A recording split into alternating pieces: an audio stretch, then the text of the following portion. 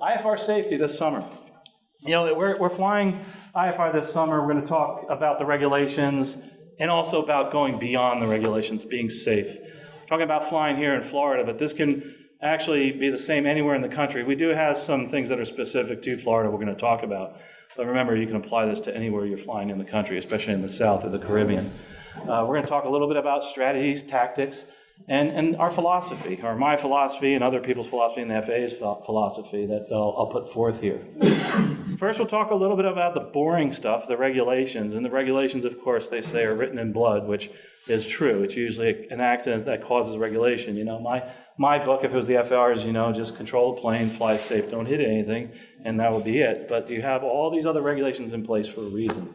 And remember this, each pilot in command, before the beginning of a flight, any flight, you'll become familiar with all available information concerning that flight. Why do they put that in there? You're always at fault, because if you do an investigation and you don't have all the available information, you can never have all the available information, you're going to be at fault, or they could ding you on that one. So remember that you can never, ever have all available information. It's you try to have all available information. It's like the perfect flight. You try so hard to get there, but it never happens. So try hard to do that.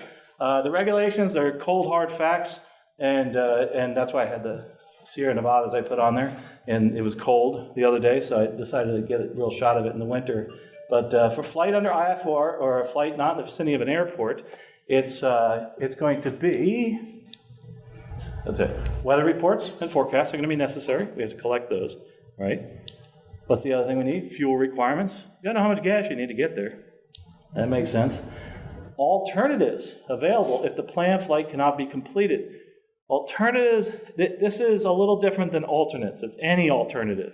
There's an alternate airport, but these are other alternatives if you cannot do the flight as planned. So yes, you have alternate airports. Any known traffic delays of which the pilot in command has been advised by ATC. We usually don't think about this too much in this area, except for the fact that we have a lot of VIP movement in Florida, so we have to be careful of any delays based on that. You know, TFRs, that type of thing. That's why we got our instrument rating, so we don't violate those things.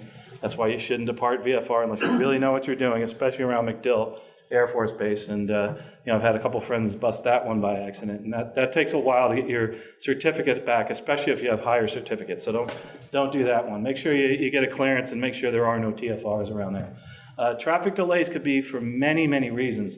I fly out of Fort Lauderdale now. You know, they put a new runway in there, and they took away 2 runways, and we only have 1 runway now. So when you're going into not FXC but FLL, you know, the main terminal, so you're actually going to be backed up for sometimes a half hour, 45 minutes at times.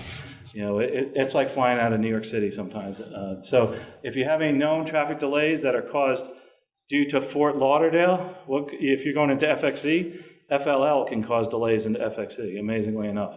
It's all the same airspace and they're really close to each other.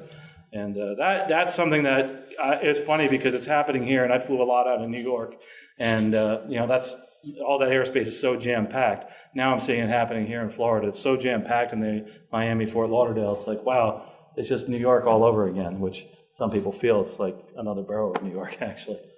Any known traffic delays? Thanks for watching the introduction to Summer Flying IFR and how to fly safely in the summer. Click on the link below this video and you can learn more about how you can watch the remainder of this video. It's about an hour long. It was a great discussion. Also included in membership, which is what you'll need to watch the rest of the video, is the Pilot Jobs book. This is a course put together by Tom Wachowski. It's about pursuing careers and getting noticed and landing that interview so that you can get that job. Additionally, included in the videos with membership is another one, The Practical Guide to Winter Flying. This is put together by 2 airline pilots and flight instructors with plenty of experience and practical experience flying around in the winter weather. And it's a great discussion about winter flying. Also included in your membership is the Aviation Scholarships Guide, where we have many scholarships that you can actually look at and view and get all the information about how to apply for those. Again, click on the link below this video to look at the different membership options and how you can watch the remainder of this video and watch some other introductory videos. Again, thanks for watching this introductory video. Hope you enjoyed it. Safe flying.